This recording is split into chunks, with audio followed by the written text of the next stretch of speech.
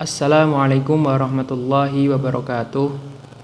Alhamdulillahi rabbil alamin. Wassalatu wassalamu ala ashrafil anbiya'i wal mursalin Sayyidina wa maulana Muhammadin amma ba'du. Alhamdulillahi rabbil alamin. Pada pertemuan kali ini dalam mimbar online MAN 2 Kota Kediri, Ma'had Darul Ilmi MAN 2 Kota Kediri, bersama dengan saya Muhammad Ubaidillah Muslih melanjutkan pertemuan sebelumnya, yaitu kajian tentang kitab Takrib, yang mana pertemuan sebelumnya kita telah sampai pada bab tentang bersuci. Untuk saat ini adalah bab akhir dari fasal bab untuk bersuci, yang mana tentang bab menerangkan tentang darah haid, nifas, dan istihadah. Mari kita mulai pembahasan pada pertemuan kali ini dengan bacaan suratul Fatihah, dengan harapan semoga apa yang kita kaji, apa yang kita pelajari dapat bermanfaat untuk kita dan untuk orang lain, dan kita bisa mengamalkan dengan hanya semata-mata mengharap ridho dari Allah Subhanahu wa taala. Ala hadhihi niyyah wa ala kulli niyatin as-salihah. Al-Fatihah. A'udzubillah. Bismillahirrahmanirrahim. Alhamdulillah. Iyyaka na'budu wa iyyaka nasta'in. Shiratal ladzina an'amta 'alaihim ghairil maghdubi 'alaihim waladdallin. Amin. Qala mu'allifu rahimahullahu ta'ala wa nafa'ana wa bi'ulumihi bid-dharaini. Amin amin ya rabbal alamin. Faslun ay hadza utawi iki iku faslun fasal sawiji fil haidhi wan nifasi wal istihadati. Wa yakhruju lan metu minal farji saking farji apa salah satu dimain telu piro-piro getih. Apa salah satu dimain telu piro-piro getih. Rupane salah satu dimain damul haidi getih haid, wan nifasi lan getih nifas, wal istihadati lan getih istihadah, yang mana diterangkan yang keluar dari kemaluan seorang perempuan, yaitu diterangkan di kitab ini adalah ada 3 jenis darah. Yang pertama adalah darah haid, dan selanjutnya darah nifas, dan ada darah istihadah. Fal haidu utawi haid, diterangkan apa itu yang dimaksud darah haid. Huwa ya haid iku damul khariju, iku getih kang metu min farjil mar'ati saking farjine wong wadon. Ya, ini darah haid adalah darah yang keluar dari kemaluan seorang perempuan ala sabilis sihhati ing atase dalan sehat. Ala sabilis sihhati ing atase dalan sehat, yang keluar yang dalam keadaan seseorang itu sehat, min ghairi sababil wiladati, saking tanpa sebabe melahirkan. Wiladati ngelahirke. Min ghairi sababil wiladati, saking tanpa sebabe ngelahirke. Jadi darah haid itu adalah darah yang keluar dari lubang kemaluannya seseorang perempuan, yang mana keluarnya darah itu adalah disebabkan memang dalam keadaan seseorang itu dalam keadaan sehat, dan juga bukan karena seseorang itu setelah melahirkan. Walaunuhu lan utawi warnane getih haid, walaunuhu lan utawi warnane getih haid iku aswadun ireng, muhtadimun iku kang panas, muhtadimun kang sifatnya ini adalah panas, ladzaun kang laraake, mungkin sifatnya darah itu adalah hitam terus panas, terus di sini adalah ladzatun itu kang menyakitkan. Jadi keluarnya itu mungkin bukan keluarnya ketika sakit, akan tapi sebelum keluar, nah itu adalah yang dirasakan seorang perempuan itu adalah sedikit sakit. Wan nifasu utawi getih nifas, wan nifasu utawi getih nifas, huwa yo getih nifas, iku damul khariju, iku getih kang metu akibal wiladati ing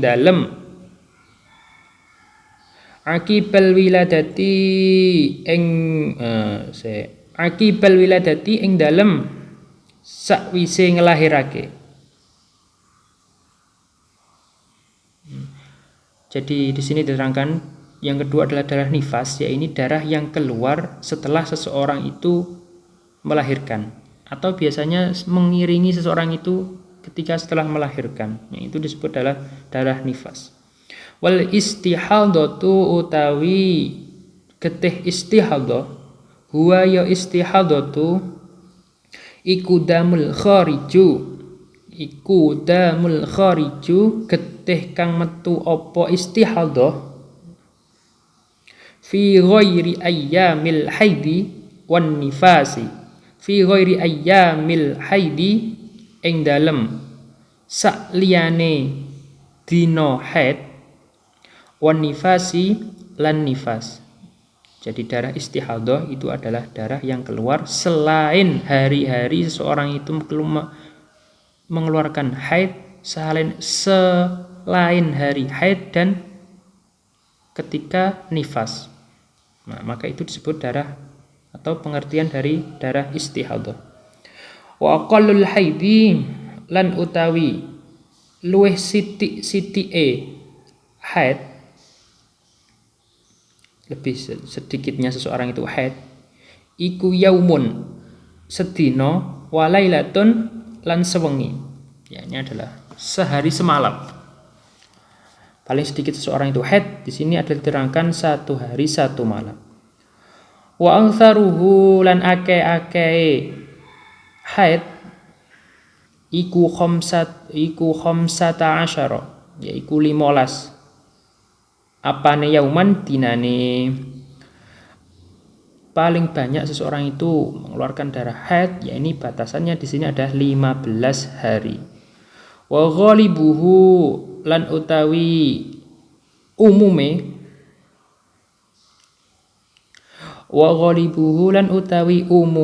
wong haid iku situn 6 au sab'un utawa 7 apane yauman dinane.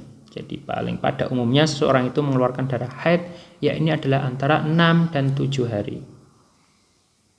Wa aqallun nifasi lan utawi setitik-setitike nifas iku lahdhatun, iku sediluk maksudnya paling sedikit seseorang itu nifas itu adalah sebentar, mungkin setetes 2 tetes, nah itu yang dikatakan walahdhatun, hanya sedilut. Wa aktsaruhu lan luweh akeh-akeh nifas iku situna, iku swidak apane yauman dinane. Paling banyak seseorang itu mengeluarkan darah nifas, ya ini adalah 60 hari setelah melahirkan. Wa ghalibuhu utawi umume nifas iku arba'una 40 apane yauman dinane. Jadi di sini adalah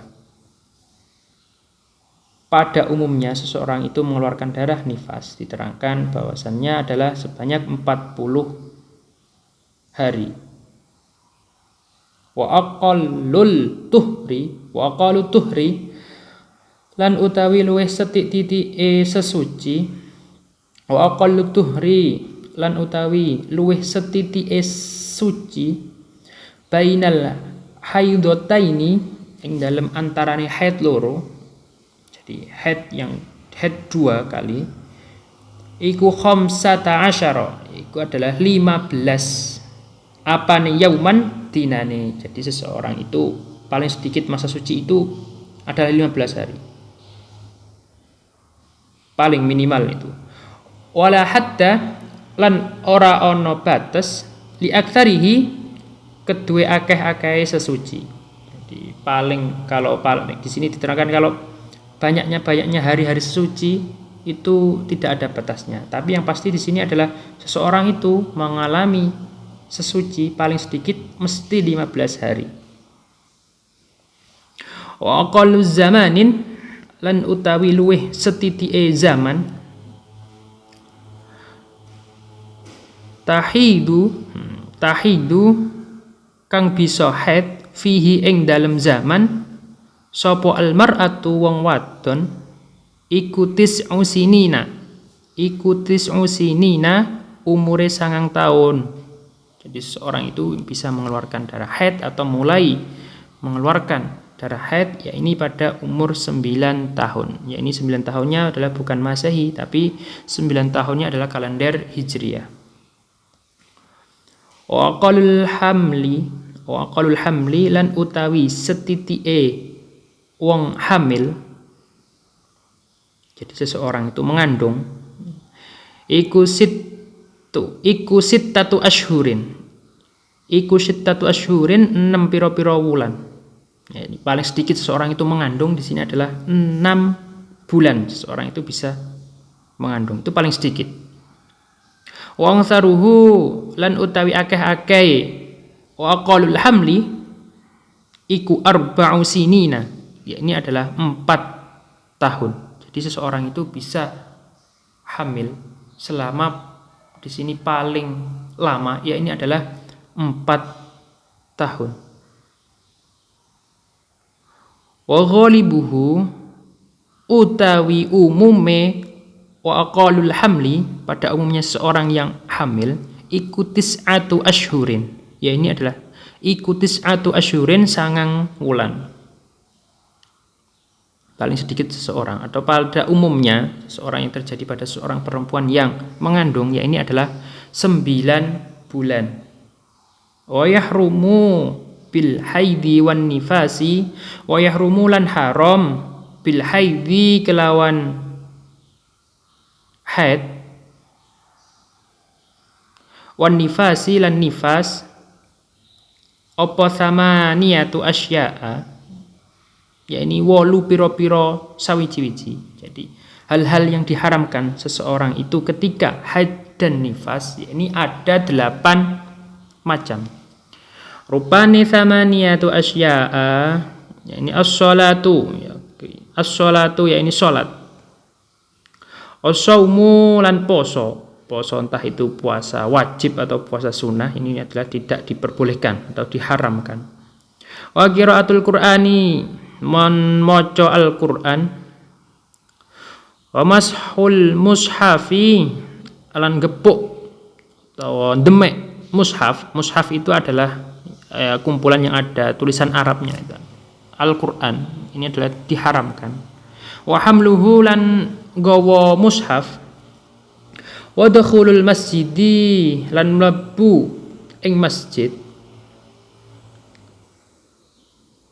wa tawafu lan tawaf wal wad'u lan jima berhubungan badan maksudnya wal istimta'u lan ngalap seneng bima kelawan perkara baina surrati ing dalem antarane udel war rukbati lan dengkul. Jadi seseorang itu yang diharamkan ketika haid dan nifas ya ini adalah tergolong pada seseorang perempuan berarti tidak haram melakukan sholat, haram puasa sunnah maupun wajib dan membaca Al-Quran. Nah, terus bagaimana kalau seseorang itu yang sudah hafal Al-Quran? Nah, berarti ya diniatkan untuk zikir. Nah, harus ada niat selain untuk membaca, maka harus diniatkan untuk berzikir. Wa masul mushafi ya tidak boleh seseorang itu memegang dan wahamluhu dan membawanya. Akan tetapi berbeda dengan seseorang itu yang mungkin niatnya hanya ingin meletakkan yang di tempat yang lebih sempurnanya, itu beda lagi. Itu ketika darurat, nah maka itu diperbolehkan. Wa yahrumu lan haram alal junubi ing antase wong kang junub. Nah, kalau di alal junubi berarti semua bisa seseorang laki-laki juga bisa untuk seseorang perempuan. Iku khamsatu asya'a, 5 pira-pira sawiji-wiji. Rupane khamsatu asya'a as-sholatu salat wa qiraatul Qur'ani dan maca Al-Qur'an. Jadi seorang yang junub, entah itu laki-laki maupun perempuan, tidak diperbolehkan atau diharamkan salat, membaca Al-Qur'an, wa mashul mushafi, ya ini demek atau ngepuk mushaf, wa hamluhu lan gawa mushaf, terkecuali atau dalam keadaan darurat seperti tadi. Nah, maka itu diperbolehkan. At-tawafu lan tawaf, wal lubthu fil masjidi lan meneng ing dalam masjid. Jadi berdiam diri di dalam masjid itu tanpa adanya keperluan atau tanpa adanya dia mau bertujuan apa. Kalau tujuannya hanya ingin berdiam diri atau bersantai-santai itu tidak diperbolehkan, diharamkan. Terkecuali hanya mungkin ketika seseorang itu lewat tidak sengaja, maka ataupun jalannya harus melewati lewat masjid tersebut, nah maka itu adalah diperkenankan. Wa yahrumu lan haram alal muhdithi ing antase wong kang hadas. Jadi seseorang itu tidak mempunyai wudu, hadas kecil. Apa salah satu asya'a, telu pira-pira sawiji-wiji. Rupane salah satu asya'a hiya as-sholatu salat, yaiku as-sholatu salat. At-tawafu lan tawaf, wa mashul mushafi lan demek mushaf. Wa hamluhu lan gawa mushaf. Jadi kalau batasannya agak mulai sedikit. Maksudnya ketika seseorang itu yang hanya berhadas saja, ya ini adalah diharamkan 3 perkara. Tapi kalau seseorang itu tadi yang haram itu karena haid dan nifas, ini ada 8 macam kalau di sini. Dan selanjutnya itu kalau seseorang itu yang haram dalam keadaan junub, maka di sini ada diterangkan hanya diharamkan 5 perkara. Jadi hukumnya beda-beda, atau hal-hal yang diharamkan ini adalah berbeda-beda. Tapi kalaupun di kitab yang lain, kalau di kitab takrib ini adalah hanya disebutkan seperti itu. Mungkin kalau di kitab-kitab yang lain atau yang lebih sempurna atau yang tingkatannya lebih disyarahnya, nah mungkin ada tambahan-tambahan yang tertentu terkait bab-bab yang tercantum pada bab haid, bab nifas dan bab istihadah. Faslun kitabu ahkamis sholati wallahu a'lam bishawab, yang mana insyaallah akan dilanjutkan pada pertemuan yang selanjutnya tentang hal-hal yang membahas tentang hukumnya sholat.